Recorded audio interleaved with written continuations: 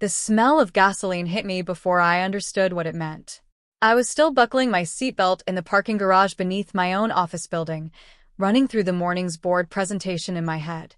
The succession restructuring proposal I'd rewritten 4 times over the past week, trying to anticipate every objection Derek's allies on the board might raise. When I saw my sister Paige through the windshield, walking away fast, a red plastic canister swinging loosely from one hand, the kind you'd use for a lawnmower or a generator, not anything that had any obvious business being in a downtown parking garage on a Tuesday morning. I had maybe 3 seconds to register that as strange, to think, distantly, isn't that Paige, before the whoosh of igniting fuel swallowed the sound of everything else, orange light blooming across the hood of my car so fast and so completely that I didn't even have time to feel afraid yet. Just startled. My hands were already moving toward the door handle on pure animal reflex before my conscious mind had fully caught up to what my eyes had just shown me. The handle didn't give. I yanked it once, twice, a third time, some stubborn part of my brain still insisting this was a mechanical failure,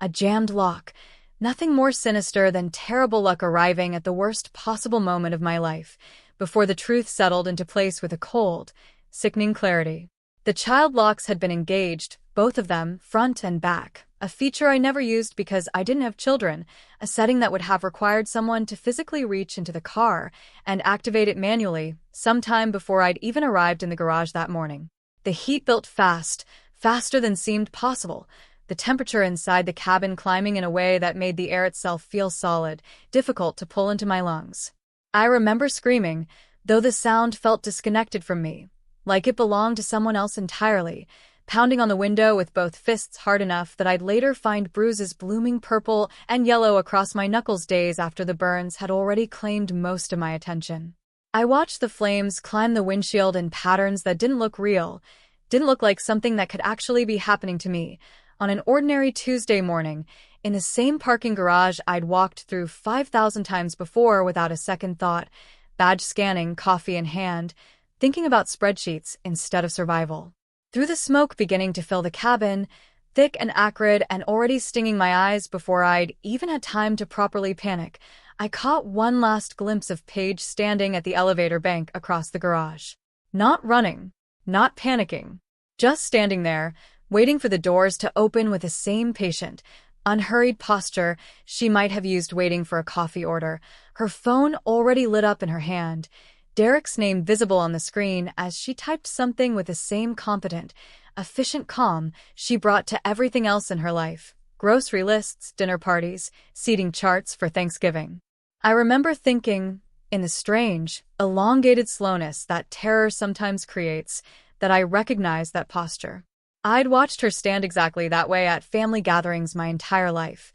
waiting out some minor domestic crisis with the detached patience of someone who already knew how it would end. I broke the window myself, in the end, because no one was coming to break it for me. Clipped under my seat was an emergency hammer I'd bought 2 years earlier after reading some article about car safety during a slow afternoon at work, one of those small, responsible purchases you make and then forget about entirely, never once imagining you'll actually need it. My hand was shaking so badly by the time I got it free that I nearly dropped it twice, my fingers slick with sweat, and the beginning of blistering heat radiating off the dashboard vents. But on the 4th strike the glass finally spidered outward and gave way in a shower of small, blunt fragments. I threw myself through the opening, catching my shoulder painfully on the frame, tumbling out onto the concrete floor of the parking garage and rolling instinctively to smother the flames already licking up along my right sleeve, screaming for help that arrived,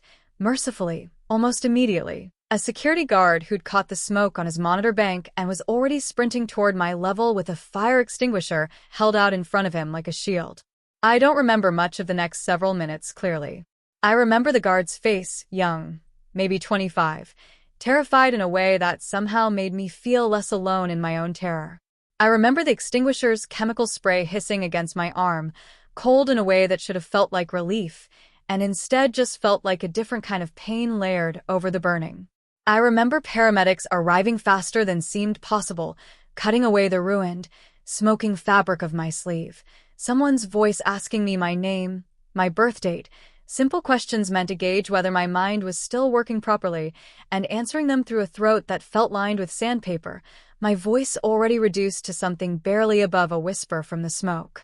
I spent 9 days in the hospital being treated for second-degree burns along my right arm and shoulder, a concussion from the impact of hitting the parking garage floor harder than I'd registered in the chaos of the moment, and smoke inhalation severe enough that a pulmonologist checked in daily to monitor my lung capacity, listening to my breathing with a stethoscope and asking me to count aloud, my voice rasping and unfamiliar in my own ears. The pain from the burns was constant in those first days, a deep, insistent throb that no amount of medication seemed to fully quiet, but it was the quieter injury, the one no doctor could treat, that occupied most of my waking hours once the initial shock had worn off enough to let real thought back in. My company's board sent flowers on the second day, an enormous, tasteful arrangement of white lilies that made the room smell faintly like a funeral home, along with a card signed by nearly everyone I worked with, warm, genuine messages scrawled in the margins from people I'd built the company alongside for the better part of a decade. I read through the signatures slowly, one-handed, my right arm immobilized in gauze and a sling, and it took me a few passes before I registered, with a small, cold jolt, whose names were conspicuously absent. Derek's name wasn't there. Neither was Paige's. I told myself in those first days that there could be explanations. Maybe they'd sent something separately. Maybe Paige was too shaken to know what to say, too frightened by how close she'd come to losing her only sister, and was working up the nerve to visit in person instead of hiding behind a card.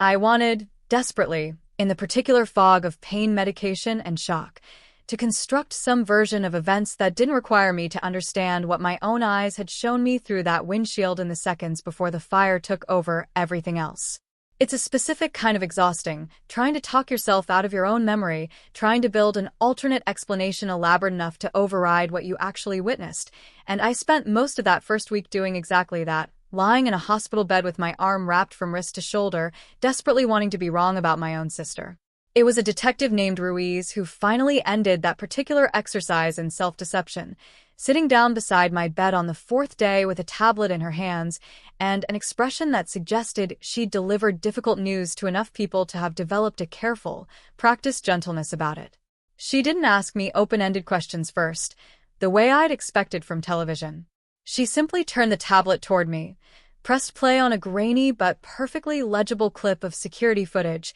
and let me watch, in silence, as my sister walked into the parking garage 40 minutes before I did that morning, a red canister swinging from one hand, and made her way directly toward my assigned parking space, as though she'd walked that exact route 100 times before. It took the fire investigator 6 more days after that first video to fully assemble what the security footage had already made obvious to Detective Ruiz within hours of viewing it,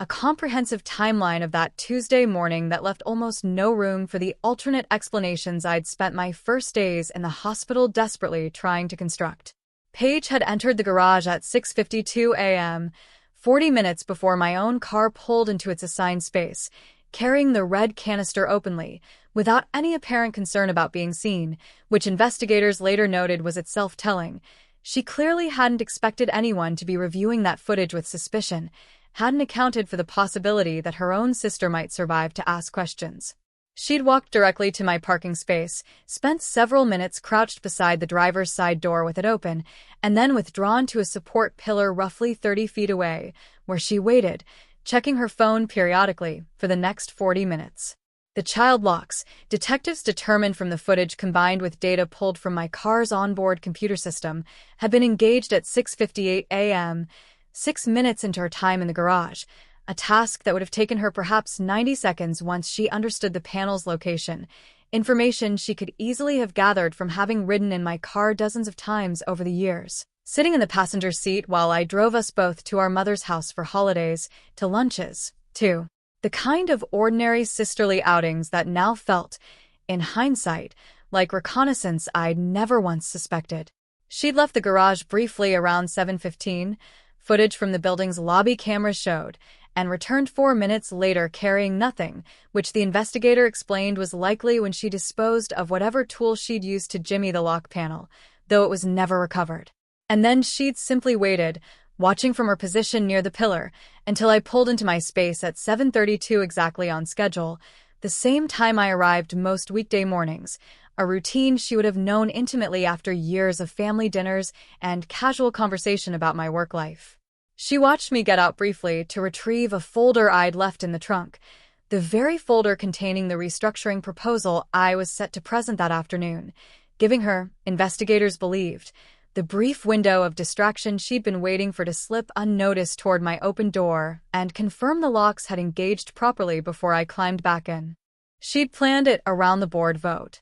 That detail, once Detective Ruiz laid it out for me plainly, sitting beside my hospital bed with a patience that suggested she understood exactly how much weight this particular fact carried, was somehow the piece that broke something loose in my chest that the fire itself hadn't quite managed to touch. In 6 hours, I was supposed to walk into a boardroom on the 14th floor and finalize the succession and governance restructuring I'd spent the better part of 18 months building, quietly, carefully, gathering support from board members one conversation at a time, because I'd started noticing things about Derek's role as chief operating officer that troubled me. Vendor contracts routed through companies I couldn't quite trace back to legitimate owners, a pattern of decisions made just outside the boundary of what technically required my sign-off, small enough individually to seem like nothing, but adding up, over 18 months, into something that had eventually convinced me I needed a structural check on his authority before it grew any further. The proposal would have created a new executive oversight layer,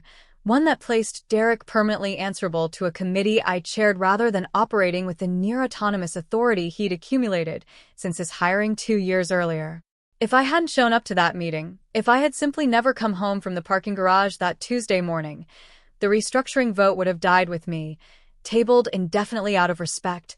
out of chaos, out of the ordinary disruption that follows any sudden death at a company my size. And Derek, as acting COO with no immediate successor named and no one positioned above him to challenge the arrangement, would have been the obvious, uncontested choice to step into full operational control, at least until the board could conduct a proper search, a search that, given how thoroughly he'd cultivated relationships with certain board members over the previous 2 years, he likely would have had enormous influence over as well. My mother visited on the 4th day, before Detective Ruiz had shown me the footage, sitting in the chair beside my hospital bed with an expression I couldn't quite place at the time, something careful and rehearsed, like she'd practiced the conversation in the car on the way over. Paige says she was nowhere near the garage that morning, she told me, before I'd even had the chance to ask her anything at all. She says the cameras must have caught someone who just looked like her. You know how grainy that footage always is.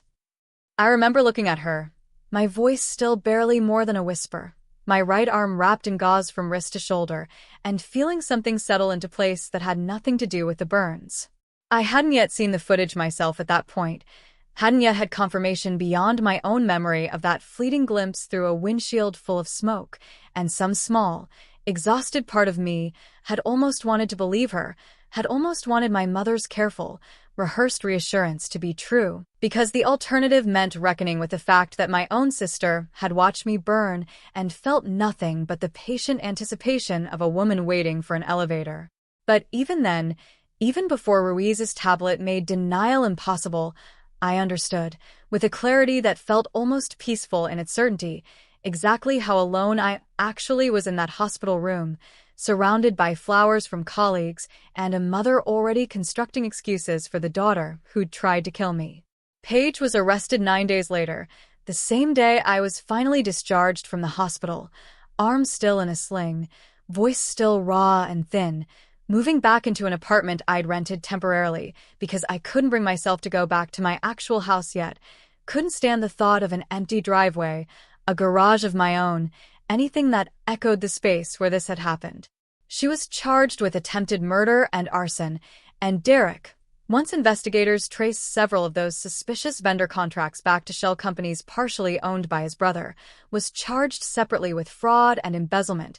charges that had nothing directly to do with the fire but that painted, alongside it, a much fuller picture of exactly what the two of them had been quietly building toward over those 18 months I'd spent growing steadily more suspicious of him without ever suspecting my own sister might be willing to go this far to protect it.